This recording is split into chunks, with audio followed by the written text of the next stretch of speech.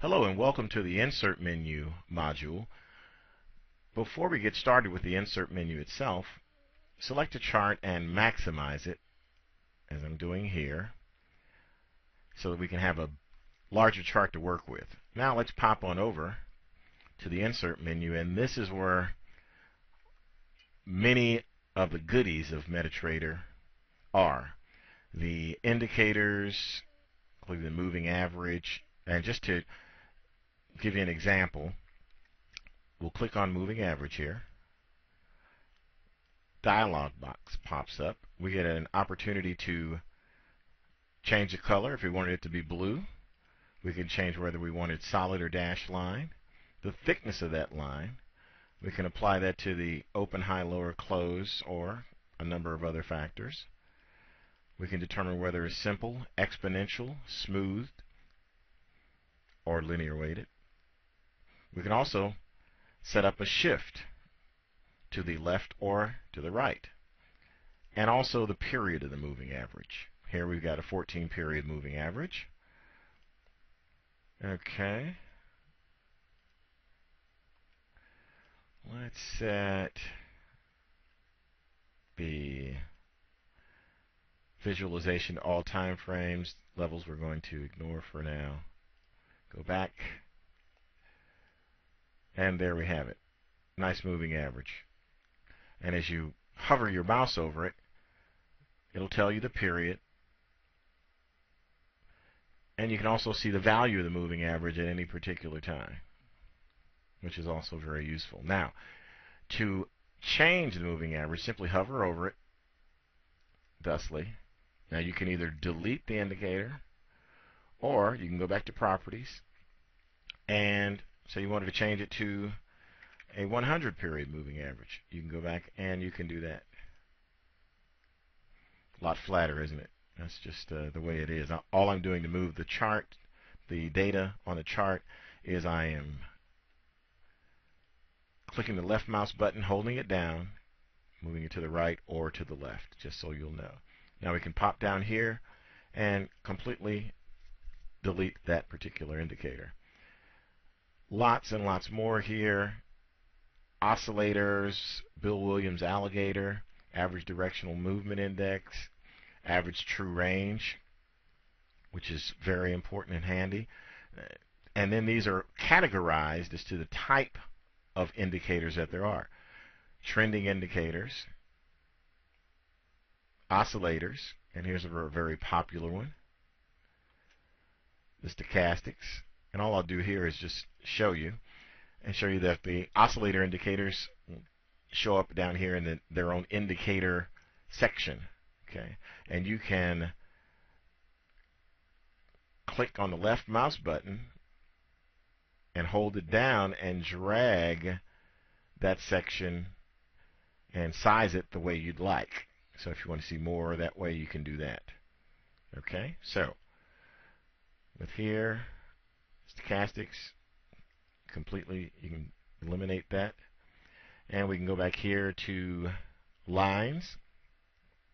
As you can see, indicators, we've taken a look at all these. You can do custom ones as well. Volume, oscillators, Bill Williams, the alligator, fractals. Come here and do lines. You can do a vertical line, for instance. Vertical line with the value right there of the date. Pop down and do a horizontal line. If you want to do a horizontal line, say right there. Now, I'll show you something about the lines. You hover over it, it shows a value. If you want it to reflect a different value, like I said, we want it to reflect a little higher value of here, we can do that. Hover over it. Go to the objects list. See what it says, objects list? And it shows, that's not what I want to use right now, but it shows the value right here, what's what. Vertical line, horizontal line. So let's pop through here and change the parameters. And let's say we want to change the parameters to 1.48295. We can do that very easily. 95. And there it hops up there. Now, if you want to change the color, no problem. Color change is easy. You want it to be thicker.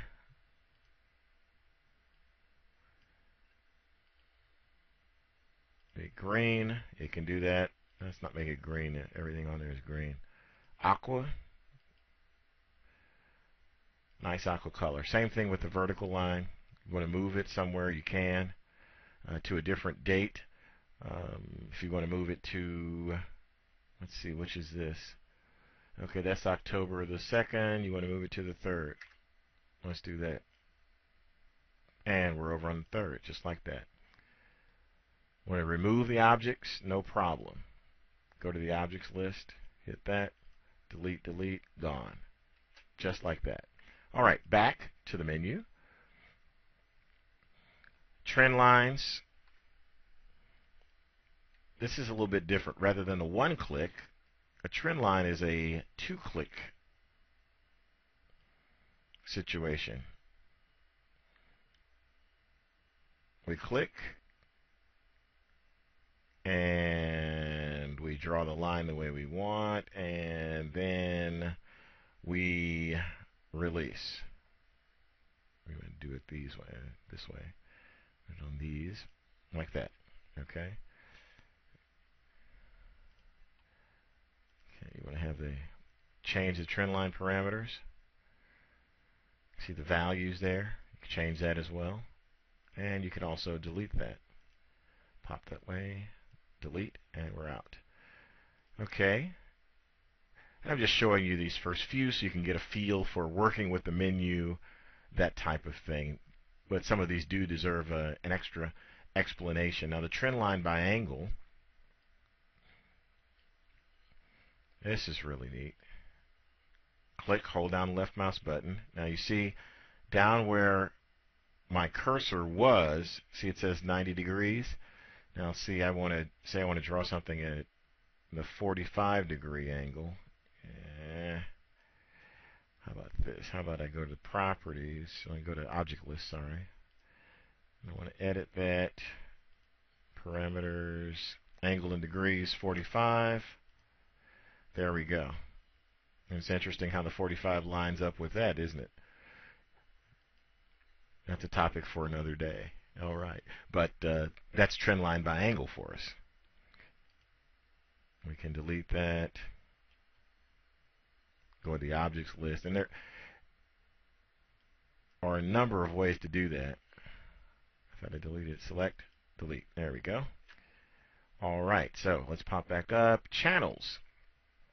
Linear regression, standard deviation channels, Fibonacci channels.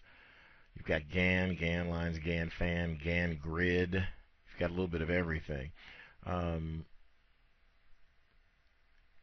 Here, if we start talking about the linear regression channel, it's a statistical analysis tool, and it's just used for forecasting of future values on the basis of available data. If the trend is ascending, then one can logically suppose that the next bar will be a bit higher than the preceding one. The linear regression method allows you to have a statistical demonstration of such logical conclusions. Now, for this tool, 2 points must be drawn. Okay.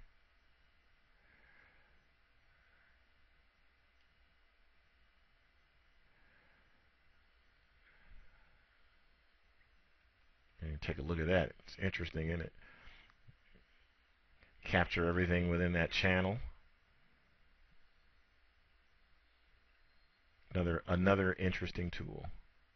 All right, the regression channel. Okay, so again, just wanted to show you some samples of some things. Rectangles. This allows you to draw some objects on the chart if you wanted to do that for some particular reason. If you wanted to draw a rectangle and then you wanted to add text, for instance, you can go through here. You can add text. rectangle is blue. Did I spell rectangle right? You'll have to help me out on this. Okay, here we go. There we go. This rectangle is blue. Okay, now as far as the text is concerned, go to text properties. You can change it any way you'd like to. If you want the font to be larger, you can go to a larger font. You want the color to be different, you can go to a different color. You want any of the other parameters. You want the angle to be 45 degrees, you can change that. Value to be there. There we go. Doesn't mean anything in this particular point, but this could be very handy if, for instance, you are drawing a trend line, for instance. And the trend line is going in that particular direction as well. So you can label that trend line. That in itself is pretty handy. So let's delete that. Delete this. Go to the objects list here. This is always... Alright, all the objects are gone there. We'll continue on. Arrows. Now arrows are very handy if you're wanting to identify a few things.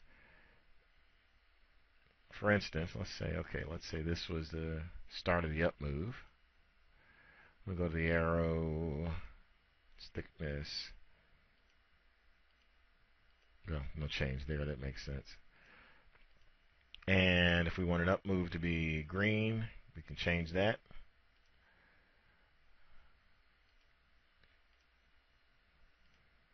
And there we go. Big green arrow right there. No problem. If we wanted to do another arrow for something along the lines of a down arrow, we can do that. Okay, it kept that color, but we're going to go straight here to red for down. I'm going to thicken that up just a bit to make that one a little bit larger. And so, as you can see, handy. These can be moved around as well, so if you want to move them from place to place as you experiment and learn things, that's fine too. Okay, so I'll just leave those there. We'll continue down. Now, Andrew's pitchfork and some of these other things, cycle lines, can be very handy as well. So we'll pop in Andrew's pitchfork. Now, this tool is drawn on 3 points and represents parallel trend lines. The first trend line, we'll start here. Second, we'll go here. Third, we'll go here. Okay.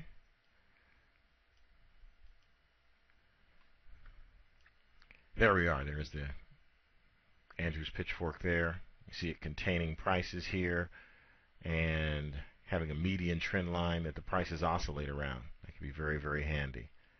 Let's pop down here to cycle lines. Cycle lines are interesting. Let's see, let me do that again so we'll do that correctly. You see how you can change that cycle from larger to smaller. This could be very handy if you're looking to find some sort of cycle or pattern inside of the data, such as maybe looking for, it moves through every 8 hours there's a peak, or every 8 hours there's a valley. No matter how short term these cycles might be, they can end up being very, very handy. So let's remove this. Remove all these from our objects list and clean up our chart a little bit. Okay, there we go. Now here, text label.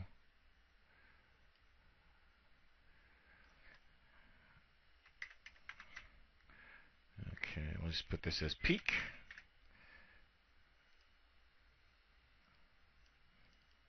Okay, now the interesting thing about this is anchored, so it's a little bit different.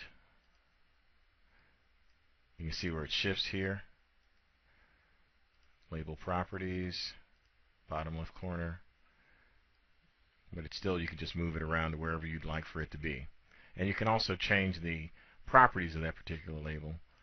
Right here in parameters, you can angle it as well, X distance, Y distance, and you can change the name, the color, the size of the font. If you run it really big, no problem at all. So that wraps up the coverage of the insert menu. And next we're going to go on to the very exciting chart menu.